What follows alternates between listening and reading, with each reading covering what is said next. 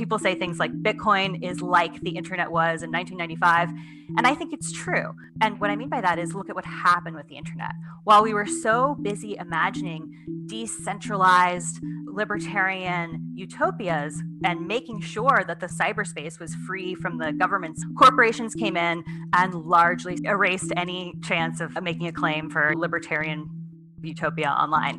And people laugh when Howard Schultz, former CEO of Starbucks, said that the future of currency isn't Bitcoin. The future of currency will instead be issued by a few, as he put it, trusted brands. And he basically suggested that Starbucks would possibly be an important issuer of currency in the future. But I actually think, okay, Starbucks has the most widely used, the most downloaded mobile payment app in the United States. They have a very sophisticated fintech offering. They have more geographic reach in terms of both breadth and depth than the post office in the United States. And they already have something that looks a little bit like currency in the form of their rewards points.